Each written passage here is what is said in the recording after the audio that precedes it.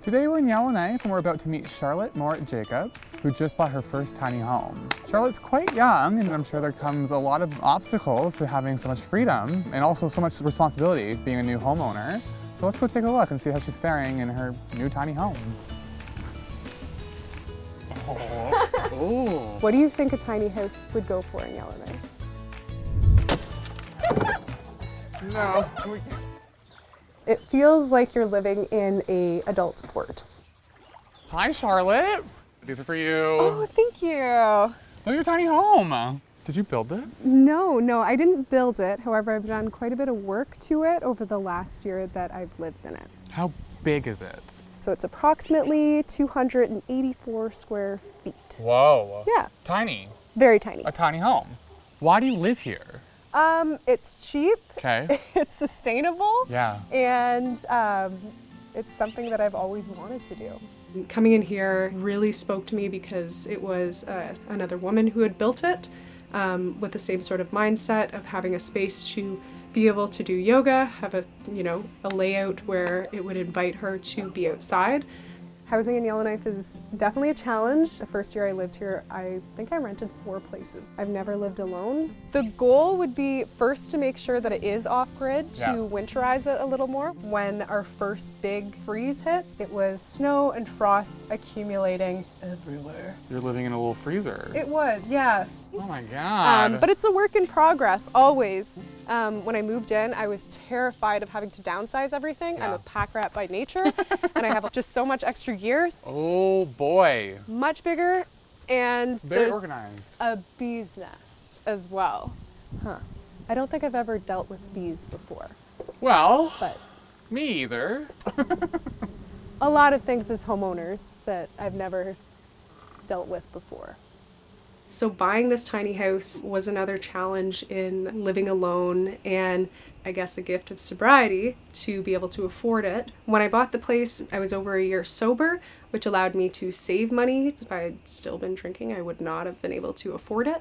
Wait, so you own this? Yes, this is mine. Yours? This is mine. How much did you pay for this? Ooh, can you I ask? guess? Oh. What do you think a tiny house would go for in Yellowknife? I know what a trailer would go for. Like, I'm gonna say 150,000. What? Oh, no. Lower? Down. 90,000. Down. 60,000? 40,000? I ended up purchasing it for 29. No. Yeah. Stop. It was such a good deal. She wasn't looking to make a profit. And what does this cost you a month? A month, about $350 to $350? Yeah. Oh my Yeah, God. It's living minimally though, and you'll see inside. I'm figuring out my running water, my honey bucket. Yeah. But there's still things, there's still work to Still be work to done. be done. This is my My tiny house. tiny house. Oh my God, it's so tiny. It is. But everything you see here is pretty much what I own. Did you downgrade too? Yes. You got rid of a lot of stuff. Yeah. I didn't have that much furniture, but it was things like, I owned 6 towels. Right. It's like, what kind of queen am I? What Right. kind of queen? Nobody needs 6 towels. It's an ongoing purge every season. My plan is to build shelves. Right now I have some storage underneath here. This will turn into a futon to be able to host folks. Oh wow. This takes a little bit of adjustment as well. It feels like you're living in an adult fort. The one thing that I did have to compromise when I purchased the tiny house is not having an oven. I don't have a microwave. I don't have like a lot of those sorts of things. I realized that I don't really need them. I don't have the space for them. And I only have a small mini fridge. So this is my wood stove. Myself and my partner installed it with the help of a lot of YouTube. Oh my gosh, Charlotte. Yeah, and the fact that it is on the floor means that it heats up my floor, which is nice. You could wall mount it, but you'd be missing out. I would say that it's more sustainable than how I was living, just because I've reduced my energy costs. I've reduced literally my output, my waste. My carbon footprint, I would like to say, is minimal the way that I'm heating my home.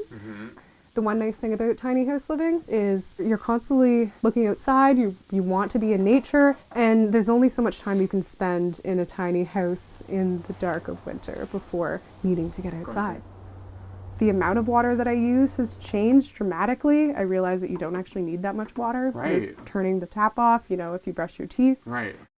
It is something I'd like to figure out and invest in, whether it's having a water tank outside in the storage area and winterizing it, or figuring out like a heated line. It's a work in progress. Okay. Yeah. Just understanding that everything is a work in progress, and it will take some time for conveniences to save me time. Right now, not having hot water means that I have a kettle on the stove and I'm heating up water and then washing my face like I'm in Little House of the Prairie. And it takes time. I can't just wash my face quickly and then fall asleep. It's a process. So right now I am hooking up my shower line to a garden hose. I am hooking up my propane to my water line. This is just a simple camp shower. A lot of folks use them for cabins and off-grid situations, but they do tend to get very, very hot. This is going to be a learning process for me as I get used to a camp shower.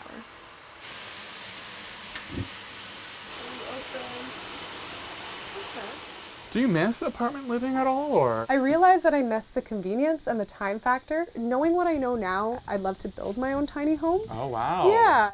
Were you always handy? No, No. not at all. Okay. No. So you're learning as you go. Like you. I am. Do you, as a woman, find that like there's stigmatization around using power tools or borrowing them or like building things? There hasn't been that much. There has been a lot more talk around propane and propane accessories than I ever thought.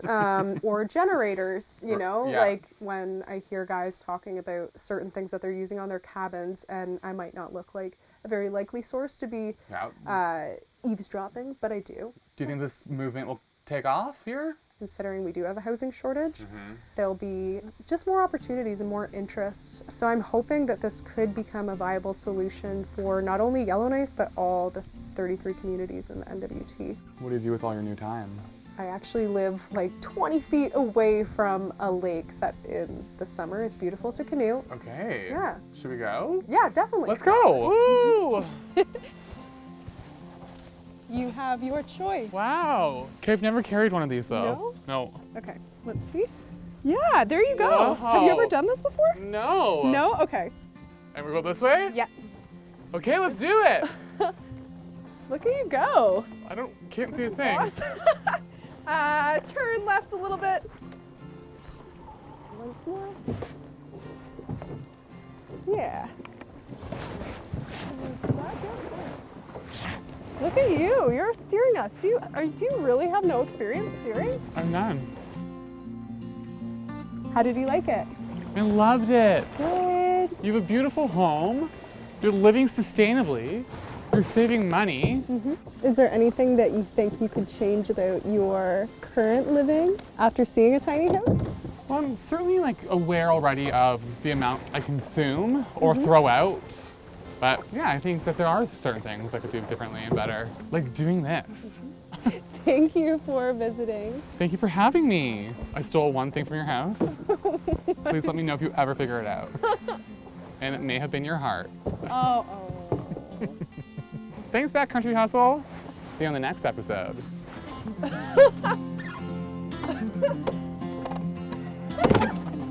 No.